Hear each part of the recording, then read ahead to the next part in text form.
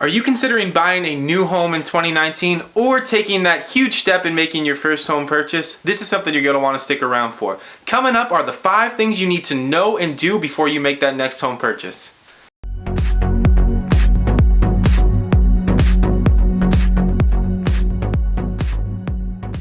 How's it going, everybody? Joe Fedorczyk here with Revelation Real Estate Team EFG, and like I said earlier, I'm here to bring you the 5 things you need to know and do before you purchase your next home. Before we jump into it, please be sure to subscribe to me on YouTube, follow me on Instagram, as well as follow me on Facebook so you can keep up to date with what I'm doing.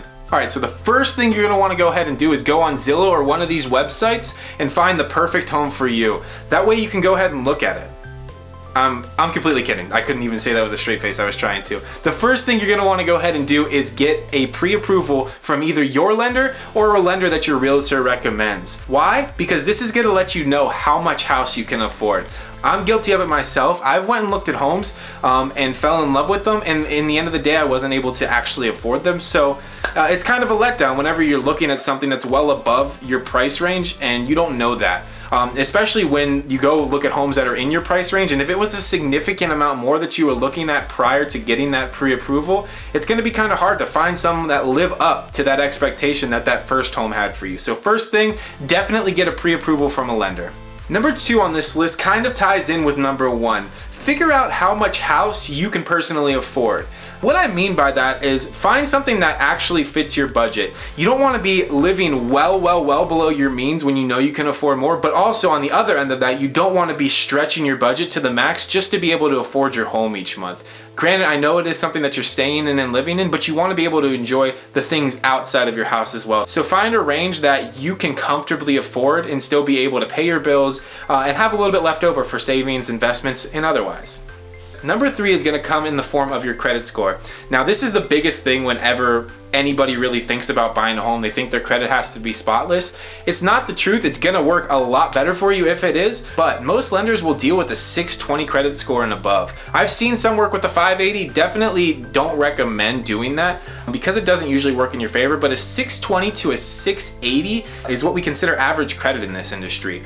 680 to 740, now that's good credit. You're gonna have a lot easier of a time getting the money that you want to get to fund that house. And then a 740 and above, I mean, that's just spotless. You're gonna be good no matter what if you got that 740 and above. So number 3, make sure that your credit score is in check and know what it is before you go ahead and do this. Number 4 is gonna come in the form of your down payment.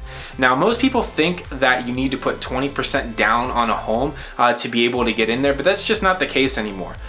Most people are doing 3 to 5% down. The actual average for America right now is 10% down. That's the nation average is 10% down on their home, but people are getting in for 3 to 5%. I would recommend doing 10%, and the beauty of living in where I live is Arizona. My first home, I actually got the first time home buyers program, and I got into my house for 0 down. I was granted the money for my down payment. So number 4, always make sure that you can afford a 10% down payment. If you want to put 20 down, by all means, that's completely you. But 10% is what we're looking for, 3 to 5 at least. Finally, number 5. Number 5 is going to be whether you want to purchase a new build home or whether you want to take a traditional house that somebody has already lived in before and purchase that. There are definitely advantages for both of them, which I'll go into in different videos. Personally speaking though, I went with a new build home just because the incentives were a little bit better and I got to choose what I want in the house rather than it already being there and having to rip it out. But that's completely up to you. And like I said, I'll go further in depth in this conversation in another video, but that's number 5 for right now.